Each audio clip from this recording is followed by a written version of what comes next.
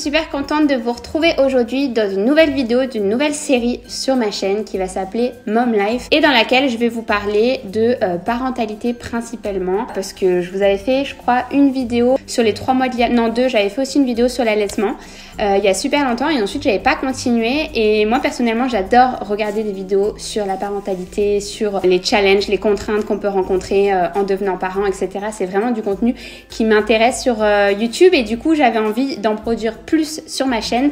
Donc dans cette série de vidéos je vais vous parler de tout ce qu'on peut rencontrer en étant parent en fonction de mon vécu. Donc des fois j'aurais pas forcément la réponse aux questions que je me pose. C'est vraiment une série où j'ai envie de discuter avec vous voilà, des problématiques que je rencontre, etc.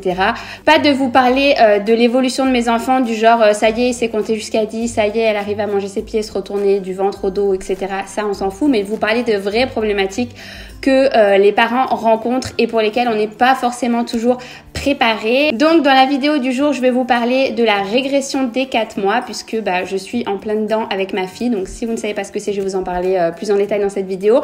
Mais dans de prochaines vidéos je pourrais vous parler par exemple du Terrible 2 qu'on a connu avec Liam ou voilà d'autres choses qu'on a rencontrées, les difficultés liées à l'endormissement d'un petit garçon. Voilà, c'est pas les mêmes problématiques les bébés des garçons, mais moi vu que j'ai un garçon de 2 ans et demi et une petite fille là de 4 mois, voilà, je vais vous parler des problématiques que je rencontre quand je les rencontre et peut-être que même c'est vous des fois qui aurez les réponses à mes problématiques. Donc qu'est-ce que c'est la régression des 4 mois? Personnellement je pense que c'est le truc que j'ai le plus tapé là ces dernières semaines sur Google. Dans ma dernière vidéo en fait je vous parlais, je crois que c'était une FAQ en fait où je vous parlais de mon bébé, de son rythme, etc., de l'endormissement et tout. Et en fait là ma vie elle est tellement loin de cette vidéo. Quand je l'avais fait je me rappelle je vous disais oui ça va, elle arrive à s'endormir toute seule, ou alors quand elle est un peu fatiguée dans mes bras je la pose dans son lit un peu sur le point de s'endormir mais elle n'est pas tout à fait endormie, etc. et ça marche, c'est pour lui apprendre à s'endormir toute seule. Comment vous dire, ça marchait au stade nourrisson. Mais en fait ce qui se passe c'est qu'à partir du 4e mois, enfin globalement, des fois c'est avant, des fois c'est après, mais aux alentours de cet âge-là, les bébés ils changent de rythme de sommeil et ils ont un sommeil qui s'apparente plus à celui d'un adulte et en fait ils ont des micro-réveils toutes les 30 à 45 minutes. Ça veut dire que maintenant Léna elle peut dormir 30 à 45 minutes d'affilée, pas plus. Donc en journée, ça veut dire quoi? Ça veut dire que pour ses siestes, quand elle se réveille au bout de 30 à 45 minutes, parfois elle est encore fatiguée. Du coup, il faut encore la rendormir ou la prendre dans les bras, etc. Et la nuit, ça veut dire que pareil, si jamais je la couche, que j'arrive à la poser dans son lit endormie, au bout de 30 à 45 minutes, elle va me rappeler. Et si je suis plus dans les environs, genre je suis allée faire ma soirée, c'est mort pour moi, il faut que je retourne me coucher avec elle. Donc voilà, grosso modo, la régression des 4 mois, c'est plutôt du côté du sommeil en fait, parce que bébé va acquérir plus de capacités, il va être plus conscient de son environnement la journée, il va s'intéresser à plein de choses, il va se développer mentalement sur plein de choses et le fait d'être plus conscient de son environnement, ça fait que si votre nourrisson avant, il s'endormait, vous le posiez par là, il s'endormait tout seul alors qu'il y avait du bruit à côté, à partir de 3-4 mois ça devient quand même un peu plus compliqué. Du coup je vais vous parler des routines qu'on a installées nous à la maison, de mon petit rituel d'endormissement pour les siestes pour le coucher et voilà, je vais vous donner un peu mes astuces pour naviguer cette phase un peu relou qui est à partir des 4 mois. Donc déjà pourquoi cette phase elle est difficile? Parce que aussi bien les 3 premiers mois vous vous dites votre bébé il passe quasiment tout son temps à dormir, enfin ça dépend du type de bébé, en tout cas Léna c'était ça. Liam, je l'ai pas vu la régression des 4 mois parce que tellement c'était la merde au début. Je pense qu'au bout de 4 mois, c'est là que ça s'est un peu amélioré. C'est-à-dire que voilà, on n'a pas eu cette phase de nourrisson qui fait que dormir tout le temps et du coup tu te reposes et tu te remets de l'accouchement. On l'a pas eu, nous c'était plutôt nourrisson qui pleure tout le temps, essaie de dormir quand tu peux et je crois qu'à 4-5 mois, là ça s'est arrangé. Bref.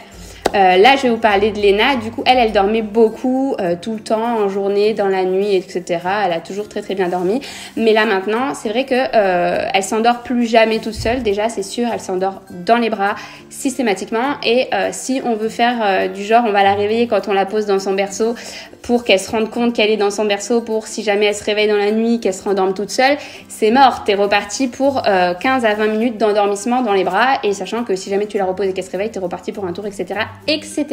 Du coup, on la pose, principalement je la pose, c'est plutôt moi qui m'occupe de l'endormissement de Léna dans son berceau quand elle est 100% endormie et je la pose le plus délicatement possible, c'est-à-dire je suis capable de rester là 1 minute avec la main sous sa tête si je me rends compte qu'au moment où je l'ai posée, elle a sourcillé et qu'elle est prête à se réveiller.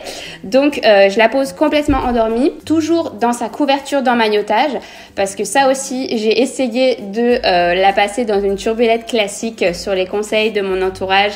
Voilà, l'entourage, il donne toujours son avis sur tout de toute manière et tout le monde m'a dit oui, il faut l'enlever de son emmaillotage, on dirait qu'elle est dans une camisole de force, maintenant elle est grande, c'est bon, elle peut mettre la turbulette. J'aurais mieux fait d'écouter personne parce que dès qu'on est passé à la turbulette, c'était, mais genre elle se réveillait toutes les 5-10 minutes quoi, c'était une catastrophe et quand on l'a repassée à l'emmaillotage au bout d'1 semaine de genre on n'en peut plus, là c'est bon, elle dormait 30 à 45 minutes. Bref, du coup, on la met dans sa couverture d'emmaillotage, je lui chante une petite berceuse, etc. Pour les siestes en tout cas, toutes les 2 heures en fait, à partir du moment où elle est réveillée de sa sieste d'avant ou de sa nuit, toutes les 2 heures, elle va être fatiguée. Comment vous remarquez qu'un bébé est fatigué? Déjà, il bâille, hein, ça c'est le plus classique. Il se frotte les yeux, ça aussi tout le monde le connaît. Après, d'autres choses que moi j'ai remarqué, elle a les sourcils qui deviennent un peu rouges. Systématiquement, au bout de 2 heures où elle est réveillée, elle a les sourcils qui sont un peu rouges, ça veut dire qu'elle est fatiguée. Ou il y en a qui se grattent l'oreille, des bébés. Moi, j'ai pas remarqué qu'elle se grattait l'oreille, mais j'ai remarqué qu'elle s'énervait aussi. S'énervait même dans les bras. C'est-à-dire, si elle s'énerve sur son tapis d'éveil parce que ça fait 10 minutes qu'elle est là en train de regarder son éléphant et que toi, t'es pas allé la voir, c'est pas forcément qu'elle est fatiguée, c'est juste que peut-être elle s'ennuie et qu'elle a envie de se retourner ou de faire autre chose. Ça marche aussi. Du coup, quand je sais qu'elle est fatiguée, ça fait 2 heures, elle est réveillée, elle commence à avoir des petits signes de je suis fatiguée, etc. Hop, couverture d'emmaillotage. Bruit blanc, toujours. Je vous mettrai de toute façon dans la barre d'infos une liste de tous les produits que je recommande pour cet âge-là environ et qui moi me servent depuis la naissance. Comme ça, ce sera plus simple pour vous plutôt que je vous fasse là la liste de mes favoris bébés. Je vous mettrai directement le lien en barre d'infos d'une espèce de petite wishlist. Et du coup, je lui mets son bruit blanc. Je fais attention à ce que la pièce soit bien sombre. Et là, je fais les 100 pas dans ma chambre. Et jusqu'à ce qu'elle s'endorme, je lui chante des chansons. C'est pas toujours les mêmes, mais généralement, voilà, elle ferme les yeux et elle s'endort. Ça arrive des fois qu'elle est tellement fatiguée, genre j'ai pas repéré les signaux à temps, ou alors on n'était pas à la maison, quoi, on est rentré trop tard ou quoi, enfin je sais pas pour quelle raison, mais genre elle est tellement fatiguée que là t'arrives pas à faire ton rituel et que du coup elle pleure même dans les bras, elle est pas bien, etc. Ça m'est arrivé de devoir la poser dans son berceau, qu'elle extériorise un bon coup, une petite minute, et je reviens plus tard, je la prends dans les bras et là elle est toute zen. Ça marche aussi. Voilà, principalement, on a essayé aussi de la laisser se calmer toute seule, voir si en pleurant 2-3 minutes, elle allait pas trouver des solutions par elle-même, etc. Elle a rien trouvé du tout. Elle a 4 mois, je pense que c'est vraiment trop petit pour laisser pleurer un bébé. Voilà, ça me fait vraiment trop mal au cœur, donc voilà, on n'est pas venu à là, on n'y arrive pas vraiment, on en arrive à la laisser pleurer quand des fois elle est tellement trop fatiguée que même dans les bras, elle n'arrive pas à trouver de solution, que même le fait de la bercer, ça la stimule et elle te voit et elle n'arrive pas à lâcher prise en fait. Donc ça m'est arrivé, je vais pas vous dire ça m'est jamais arrivé. Des fois même toi t'es à bout, t'en peux plus, donc ça fait du bien des fois de poser ton enfant et d'y revenir un peu plus tard. Donc heureusement normalement on n'en arrive jamais là, la plupart du temps on arrive à la calmer avant et en tout cas à se mettre à l'endormir avant. Donc je vais vous parler beaucoup d'endormissement dans cette vidéo parce que c'est un peu les problématiques liées à l'âge, l'endormissement des bébés, parce que vous passez un peu toute votre journée à faire ça, puisqu'en général ils font 3-4 siestes. Et moi, comme je vous disais, vu qu'elle se réveille au bout de 30 à 45 minutes, à ce moment-là, souvent elle est encore fatiguée. Donc si je la prends, je la sors du berceau, je vais faire un jeu avec, la stimuler, etc. Tu peux être sûre qu'elle va être vénère, que du coup elle va pas passer un bon moment, toi non plus. Donc du coup ce que je fais quand elle se réveille au bout de 30 à 45 minutes de sieste, je tente le rendormissement direct. Comme ça elle est encore un peu fatiguée, etc. Pas complètement réveillée. Et là j'ai plus de chances de la rendormir et qu'elle soit bien pour plus tard. Donc voilà, ça c'est une bonne astuce. Essaye aussi de pas y aller tout de suite. C'est-à-dire quand elle se réveille au bout de 30 à 45 minutes, je sais qu'elle est encore fatiguée. Je vais pas tout de suite dès qu'elle commence à faire des petits bruits. Parce que moi, elle pleure pas directement. D'abord, elle fait des petits bruits genre je suis réveillée et va me chercher. Donc je la laisse un petit peu voir si de elle-même elle va pas se rendormir. Généralement ça fonctionne jamais, du coup j'arrive quand même assez vite pour l'aider à voilà, faire cette transition. Du coup, ça veut dire quoi? Ça veut dire que vraiment, elle a besoin de moi beaucoup plus qu'avant. C'est-à-dire qu'avant, je pouvais la poser dans son lit. Je savais qu'elle allait faire une sieste, 1h30 ou 2. Je pouvais vaquer à mes occupations. Là, non. Je sais qu'au bout de 30-45 minutes, elle va me rappeler. Il va falloir soit que je la reberce et que je la repose dans son lit tout doucement. Ou alors, si je veux être tranquille, je la garde carrément sur moi. Là, je sais qu'elle est tranquille, elle est partie pour sa sieste. Si elle s'endort sur moi et que je la garde sur moi sans rien faire, c'est sûr qu'elle dort 1h30, 2h parce qu'elle en a besoin et qu'elle en a envie. Donc voilà, le soir, c'est compliqué parce que, en fait, 4 mois, c'est un peu la période où tu te dis, bah ça y est, c'est plus un nourrisson, il va pouvoir avoir un rythme, toi, tu vas pouvoir reprendre ton travail. 4 mois, c'est d'ailleurs la plupart du temps le moment où les femmes, elles retournent travailler, si jamais elles avaient pris un congé maternité. Et du coup, ton bébé, lui, il a toujours autant besoin de toi et surtout la nuit. Et toi, pourtant, il faut que tu reprennes ta vie de femme. Autant les 3 premiers mois, tout le monde sait que c'est un peu la galère, on te pose beaucoup de questions, tu dors un peu quand tu peux. Autant à partir du 4e mois, tu reprends le travail et puis du coup, tu as du mal à gérer ce nouveau bébé qui a encore plus besoin de toi qu'avant et toi qui as envie de vaquer un peu à tes occupations, à reprendre ton travail et un peu le cours de ta vie là où tu l'avais laissé. Donc personnellement, le 4e mois, je trouve que c'est un mois super difficile et on n'en parle pas assez, ou alors ça dépend peut-être des bébés, mais franchement avec tout ce que j'ai vu sur internet sur la régression des 3-4 mois, je ne pense pas être la seule dans cette situation. Donc n'hésitez pas à me le dire dans les commentaires, qu'on continue à discuter ensemble. Ce que je fais aussi, c'est que je la nourris toujours toutes les 3 heures. Je crois que c'était toutes les 2h30 dans ma précédente vidéo. Là maintenant, depuis qu'elle a 3-4 mois, c'est toutes les 3 heures, 2h30, 3 heures. Je la nourris exclusivement au sein, donc elle est toujours allaitée. Et la nuit, elle mange en général vers 1h, 2h du matin, vers 3h, 4h. Et alors là, c'est là que... que tu es au bout de ta vie, parce qu'en fait entre 4h et 6h, c'est le moment en fait où les bébés ils ont le plus de mal à se rendormir. Je sais pas pourquoi, c'est toujours cette fenêtre-là. Pareil, je me suis beaucoup renseignée sur internet et puis Léna, c'en est vraiment la preuve vivante. Aussi bien quand elle va se réveiller vers minuit, 1h pour manger, je sais qu'elle va se réveiller, qu'elle va manger, qu'elle va se rendormir 90% du temps. Alors que quand elle se réveille vers 4h, je sais que là, je vais galérer à la rendormir. Je sais que là, elle va avoir du mal. Je sais pas, dès que c'est le petit matin, on dirait les bébés, ils sont en folie, quoi. Alors que là, c'est toi où tu as vraiment besoin de dormir, surtout si toi-même, tu t'es couché vers 11h, minuit. C'est là où vraiment t'es cuit, quoi. T'es fatigué.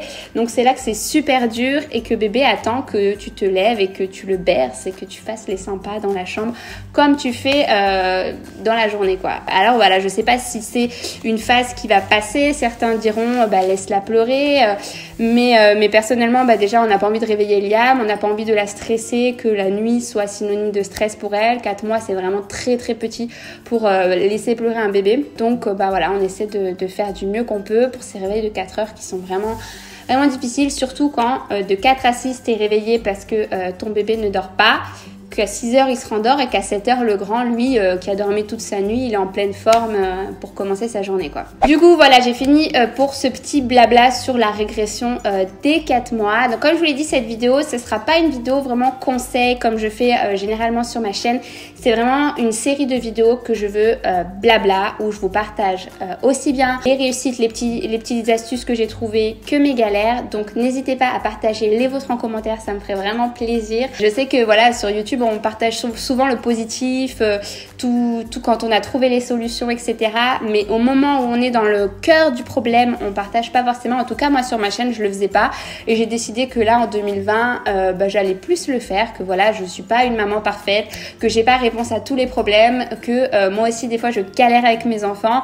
Et notamment en ce moment où c'est super difficile, surtout la nuit psychologiquement et tout. Donc, même si dans mes vlogs, vous me voyez péter la forme, faire mon sport, etc., En fait, mon sport, ça me tient vraiment aussi parce que pareil, les 3 premiers mois, tu viens d'accoucher, tout le monde sait que voilà, tu vas pas te remettre en un claquement de doigts de ton accouchement, etc. Tu prends le temps et tout avec tes kilos de grossesse. Et au 4e mois, c'est vraiment là où ton image, enfin moi personnellement, c'est vraiment là où le retour dans le miroir, déjà que je passais mes journées à être dédiée à mon enfant, le fait de même mon corps de ne plus me le reconnaître, et ça m'a beaucoup pesé. C'est pour ça que je me suis remis à fond dans le sport, que je me suis remis à fond dans l'alimentation, et ça me fait un bien fou. Et voilà, je vous encourage aussi, si jamais vous êtes dans une passe où vous voyez pas le bout, où vous n'êtes pas bien, etc., à essayer de prendre du temps pour vous aimer et pour prendre soin de vous. C'est super important. Personne ne va le faire à votre place. Et si vous avez un quart d'heure, 20 minutes pour faire une petite séance de sport pour vous sentir bien dans votre corps, etc., n'hésitez pas. Et puis, si jamais vous êtes très bien avec vos kilos de grossesse, c'est super aussi. Tant mieux pour vous. Vous pouvez avoir plus de temps pour vous reposer et voilà, pour prendre soin de vous d'une autre manière. Moi, personnellement, c'est le sport, mon échappatoire. Quand je viens d'avoir des enfants, ça m'avait fait la même chose pour Liam. J'y allais 1 heure par jour et c'était un peu mon exutoire, là où vraiment je me dépensais et je prenais du temps pour moi. Et juste après ma séance, il y a vraiment, je me sens vraiment super bien.